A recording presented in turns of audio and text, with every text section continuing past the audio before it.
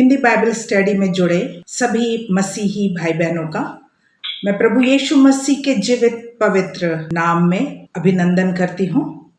आज बाइबल संदेश का विषय है व्यक्तिगत मलयुद्ध। व्यक्तिगत मलयुद्ध का अर्थ होता है वह युद्ध जो स्वयं का हो, जिसमें कोई और शामिल ना हो और साथ ही इसमें किसी शस्त्र का प्रयोग नहीं किया जाता।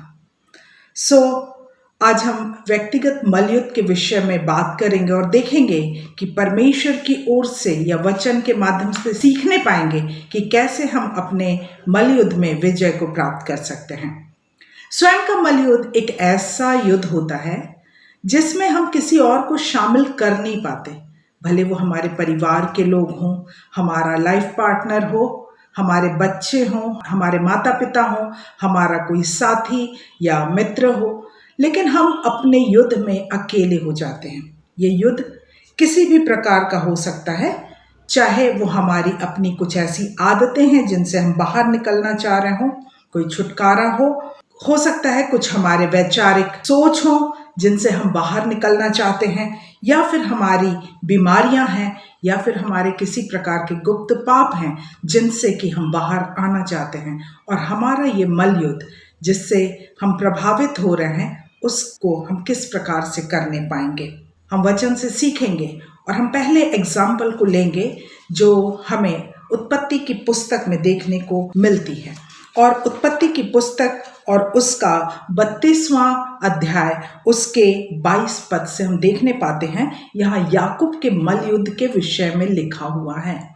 याकूब के विषय में लिखा है कि उसी रात वो उठा और अपनी दोनों स्त्रियों और दोनों दासियों और 11 लड़कों के संग घाट से यब्बोक नदी के पार उतर गया और उसने उन्हें उस नदी के पार उतार दिया और याकूब आप अकेला रह गया। यहाँ पर वचन बताता है कि याकूब इतने लोग होने के बाद, उसके 11 बेटे हैं, उसकी 2 पत्नियां हैं, उसकी दासियां हैं, फिर भी यहाँ पर लिखा हुआ है कि याकूब अकेला रह गया। वचन बताता है कि वो रात भर उसका मलयुद्ध चलता रहा। लिखा है पौ फटने तक उससे मलयुद्ध करता रहा। आगे हम अगर उसको पढ़ें तो लिखा उसके जांघ की नस जो थी वो चढ़ गई थी, लेकिन उसने युद्ध करना नहीं छोड़ा। वो जांघ की नस चढ़ने का कारण था कि जिस पुरुष से उसका मलयुद्ध हो रहा था उसने जांघ की नस को छू लिया था। और याकूब उससे कहता है, जब तक तू मुझे आशीर्वाद ना दे दे तब तक मैं तुझे जाने ना दूंगा, जब तक तू मुझे आशीर्वाद ना दे दे। और उस स्थान का नाम उसने पनियल रखा, क्योंकि वो ये जान गया था कि आज की रात जो मलयुद्ध उसका हो रहा है वो किसी और से नहीं बल्कि परमेश्वर के आमने सामने वो है।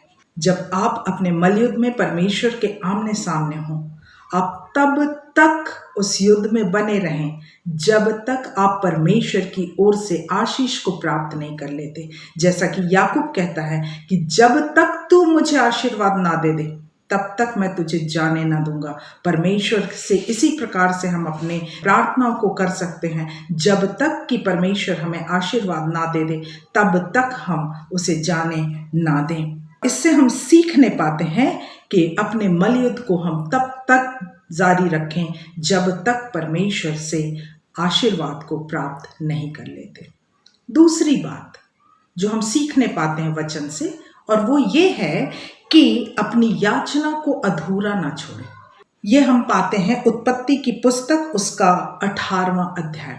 यहाँ पे अगर हम देखें तो पाते हैं कि अब्राहम परमेश्वर से बातचीत करता है। परमेश्वर ने ठान लिया था, सदोम अमोरा की बुराई बढ़ चुकी थी, परमेश्वर सदोम अमोरा को नाश करना चाह रहा था, लेकिन चूंकि सदोम अमोरा हरी भरी तराई थी जिसको लूत ने चुना हुआ था, अब्राहम का वो भतीजा होने के कारण अब्राहम उसके कारण बहुत चिंतित था। वो नहीं चाहता था कि सदोम अमोरा नाश हो, इसलिए बार बार वो परमेश्वर से मिन्नत करते हुए कहता, वो 50 से गिनती को शुरू करता और कहता है अगर 50 धर्मी है तो तू छोड़ देगा, तू नाश ना करेगा। परमेश्वर कहता हाँ मैं नाश नहीं करूंगा। वो कहता अगर 45 हो धर्मी तो तब भी परमेश्वर कहता तब भी मैं नाश ना करूंगा। अगर 45 होगा तब भी मैं सदोम अमोरा को नाश ना करूंगा। अगर हम देखते जाएं तो पाएंगे वो 30 पर आता है, फिर 20 की संख्या पर आता है, फिर 10 की संख्या पर आता है और अब्राहम यहाँ पर अपनी याचना को समाप्त कर देता है। उसके मन में एक बात थी कि वो किसी तरह से लूत और लूत के परिवार को बचा ले। लूत, उसकी पत्नी, उसकी 2 बेटियां और 2 दामाद, तो कुल 6 लोग होते हैं। उसका ये सोचना था कि अगर मैं इन 6 के विषय बात कर रहा हूं नाम लिए बिना, मैं कह दूं अगर 10 धर्मी हैं तो क्या तू सदोम अमोरा को नाश होने से बचा लेगा? और वो 10 की गिनती से कम पर नहीं जाता, और 10 की गिनती से कम पर ना जाकर वो परमेश्वर से यहीं पर अपनी याचना को समाप्त कर देता। हम जानते हैं सदोम अमोरा का पाप बहुत बढ़ चुका था और परमेश्वर ने उनको वहां से निकाला अवश्य, लेकिन सदोम अमोरा को उसने नाश किया। कई बार ऐसा लगता है कि अगर ये याचना बढ़ती जाती कि अगर 10 से कम हो जाए, 5 हो जाए, 3 हो जाए, 2 हो जाए और कोई भी धर्मी ना रहे, क्योंकि कहीं ना कहीं अब्राहम को ऐसा लग रहा था कि लूत और उसका पूरा घराना जो है वो धर्मी है। तभी वो कहता है कि अगर 10 धर्मी हो तब भी तू छोड़ देगा। अब्राहम के मन में था कि लूत का परिवार धर्मी है, लेकिन परमेश्वर का नजरिया अलग है। जब परमेश्वर ने देखा तो उसने सदोम अमोरा को नाश करने का ठान लिया और इसकी याचना भी अधूरी थी। इस घटना से एक बात हमें सीखने मिलती है, वो ये है कि जब भी आप किसी के लिए याचना कर रहे हैं, उस याचना को जब तक वो पूर्ण ना हो जाए अधूरा ना छोड़ें। हमने 2 बात सीखी। पहली बात हमने ये सीखा कि अपने मलयुद्ध को तब तक जारी रखें जब तक कि परमेश्वर से आशीर्वाद को प्राप्त ना कर लें। दूसरी बात जो हमने सीखी वो ये कि अपने मलयुद्ध को और अपनी याचना को आप करते रहें, लगातार करते रहें जब तक कि आपको परिणाम देखने को ना मिल जाए।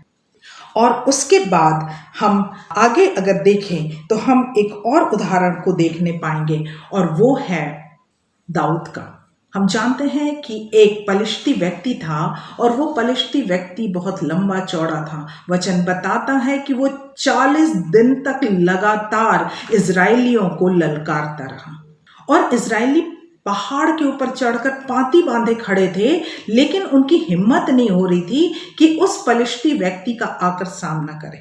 और उस मलयुद्ध में केवल एक अकेला जो इंसान सामने आया वो एक छोटा किशोरावस्था का चरवाहा था जो सामने आया। और हम सब जानते हैं इस कहानी को कि गोलियात के सामने दाऊद वहां पर उपस्थित हुआ। और जब दाऊद वहां पे गया तो आप देखिए दोनों की भाषा में अंतर देखिए।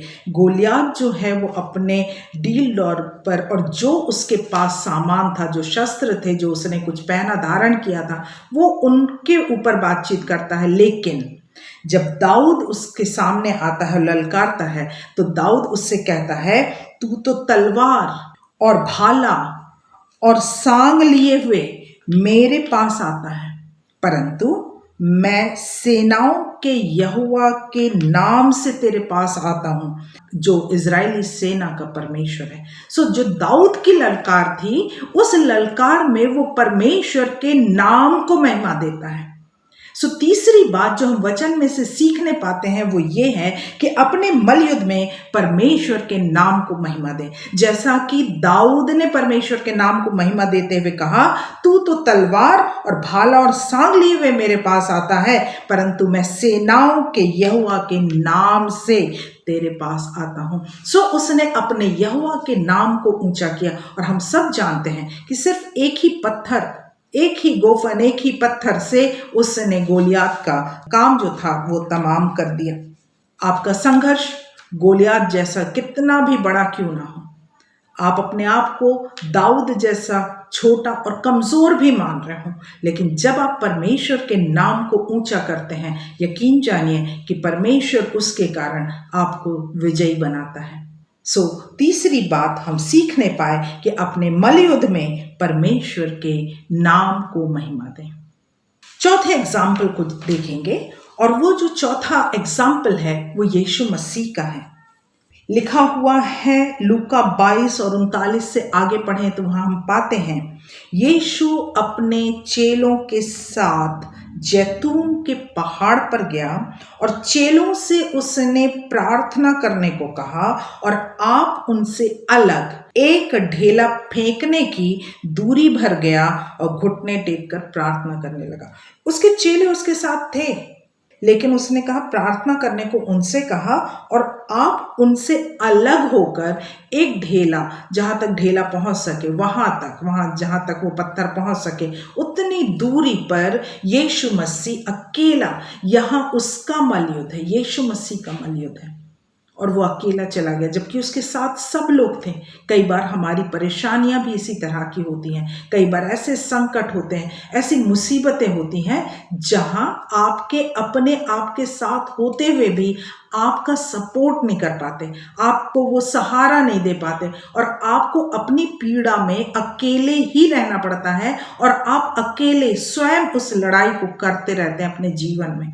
यीशु मसीह के समय भी यही एक समय आया जब यीशु मसीह के चेले उसके साथ होने के बावजूद यहाँ यीशु मसीह अकेला हो जाता है। वचन में आगे लिखा हुआ है, उसका पसीना मानो लहू की बड़ी बड़ी बूंदों के समान भूमि पर गिर रहा था। उसकी व्याकुलता को इस बात को प्रकट करता है वचन कि यीशु मसीह कितना व्याकुल था, कितना बेचैन था कि उसका जो पसीना था वो भी लहू की बड़ी बड़ी बूंद की भांति वो नीचे टपक रहा था।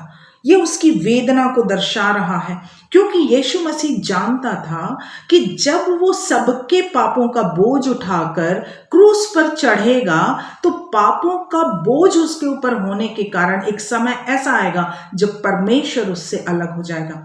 हम चौथी वाणी को नहीं भूल सकते, वो कहता है कि तूने मुझे क्यों छोड़ दिया। और ये वही कारण है कि पाप के कारण परमेश्वर उससे दूर हो गया था, उसने छोड़ा नहीं था लेकिन उस समय वो दूर हो गया था और ये यीशु मसीह जानता था। इसलिए जब वो बड़ी वेदना के साथ प्रार्थना कर रहा है तो वो इस बात को समझ रहा है कि मैं पापों को उठा रहा हूं, इन पापों के कारण मेरा परमेश्वर मुझे छोड़ने वाला है, मेरा पिता मुझे छोड़ने वाला है। और यीशु मसीह अकेले ही उस मलयुद्ध में है, लगातार प्रार्थना करना। जब आप अपने इस प्रकार की किसी परेशानी में हैं, व्याकुलता में हैं, आप बेचैन हैं अपने किसी चीज को लेकर और आप प्रार्थना कर रहे हैं, तो आप यकीन माने कि आप प्रार्थना करना ना छोड़ें। यीशु मसीह जो स्वयं परमेश्वर का पुत्र था, उसने प्रार्थना करना नहीं छोड़ा और अंत में वो यही कहता है कि मेरी नहीं लेकिन तेरी इच्छा पूरी हो जाए। लिखा हुआ है लूका 24:45 में, तब उसने पवित्र शास्त्र बूझने के लिए उनकी समझ खोल दी। उसने कहा, यूं लिखा है कि मसीह दुख उठाएगा और तीसरे दिन मरों में से जी उठेगा। वो चीज बाद की थी, बाद में होना था, लेकिन जिन परेशानियों से उसे निकलना था वो यीशु मसीह अकेले ही उसको देख रहे थे, उसमें से होकर गुजर रहे थे।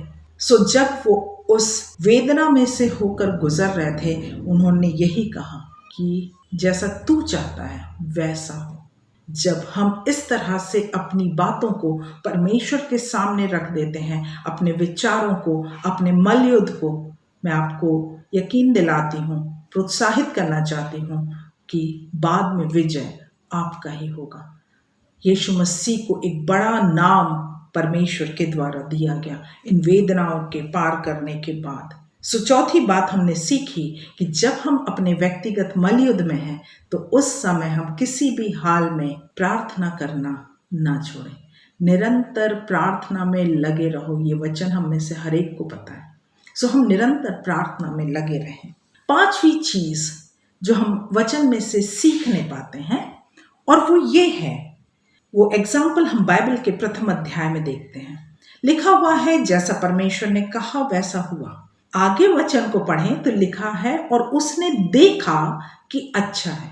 अब हम इसको पलट कर देखें, उल्टे तरीके से देखें इसको। जो परमेश्वर देखना चाहता था, जो अच्छा वो देखना चाहता था, वो उसने कहा और वैसा हुआ।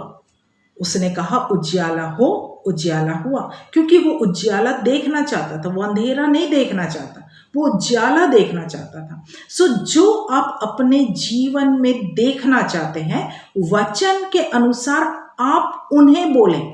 वचन में हर एक सिचुएशन के लिए कोई ना कोई ऐसे वाक्य दिए हुए हैं कि अगर हम उनको कहें तो हम उस अंधेरे को नहीं बल्कि उस उजाले के लिए अगर हम कहते हैं, निश्चित रूप से उस वचन के अनुसार परमेश्वर हमारे लिए पूरा करता है। क्योंकि वचन में इस तरह से लिखा हुआ है कि तूने अपने वचन को अपने बड़े नाम से अधिक महत्व दिया है, और ऐसा भजन संहिता 138:2 में लिखा है। सो उसके बड़े नाम से अधिक वचन को महत्व दिया गया है, इसलिए वचन को बोलना प्रारंभ करें अपने व्यक्तिगत मलयुद्ध में। आपका मलयुद्ध किसी भी प्रकार का हो सकता है। कुछ उदाहरणों को देकर मैं आपसे बातचीत करना चाहूंगी। मान लें कि आप अपने परिवार के लिए उद्धार को चाहते हैं। वचन में लिखा है, यदि तू विश्वास करे तो तू और तेरा घराना उद्धार पाएगा। दुनिया कह रही है आपको बच्चे नहीं हो सकते।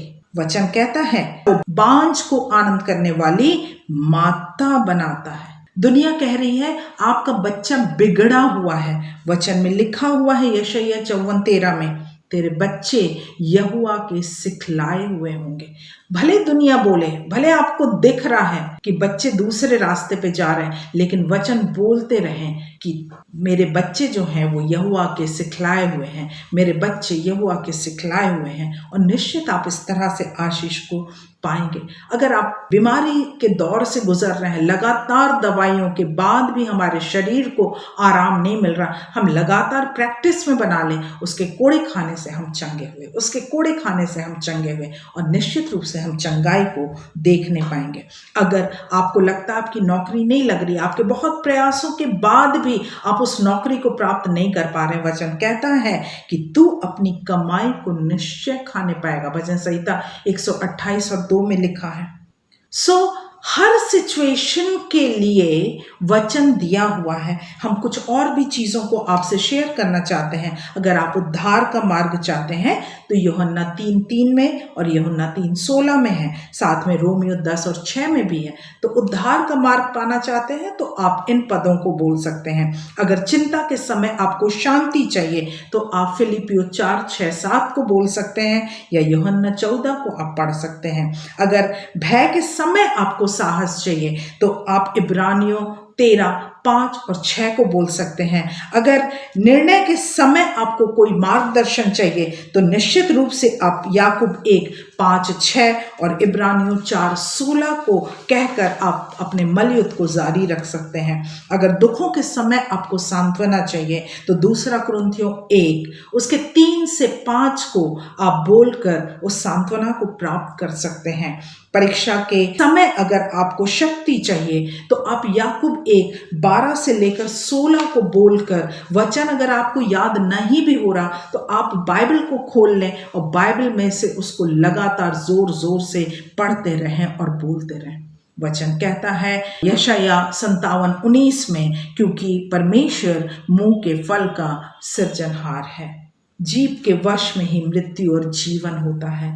ये सारे वचन बाइबल में दिए हुए हैं। सो उसके अनुसार हम अपने दैनिक जीवन में प्रैक्टिस करना शुरू करें। जो हम देखना चाहते हैं, जो अच्छाई हम अपने जीवन में देखना चाहते हैं, उन अच्छाइयों को वचन के माध्यम से अपने जीवन के लिए बोलते रहें। हमारा जो व्यक्तिगत मलयुद्ध है, निश्चित रूप से हम इन सब के द्वारा सफलता को प्राप्त करेंगे या विजय को प्राप्त करेंगे।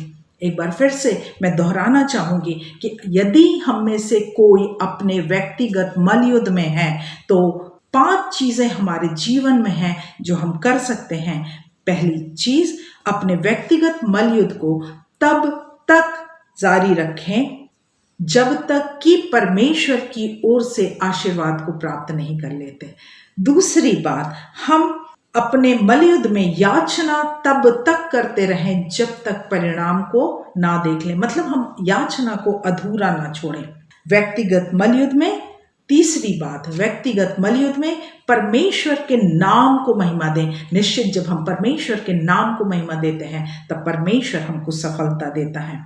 चौथी बात, अपने व्यक्तिगत मलयुद्ध में जिसमें आप बहुत बेचैनी के साथ हैं, बहुत आप वेदना में हैं, उस समय आप प्रार्थना करना ना छोड़ें। आप निरंतर प्रार्थना करते रहें, जैसे यीशु मसीह सारी रात प्रार्थना करता रहा। पांचवी बात, व्यक्तिगत मलयुद्ध में परमेश्वर के वचन को कहते रहें। उन वचनों को जो आप देखना चाहते हो अपने लिए, जो आपको दिख रहा है उस पर नहीं बात करनी है। जो आप देखना चाहते हो उन्हें आप वचन में से कहना शुरू करें और निश्चित रूप से हम अपने व्यक्तिगत मलयुद्ध में परमेश्वर के द्वारा आशीषों को प्राप्त करने पाएंगे। परमेश्वर आप सबों को बहुत आयत की आशीष दे।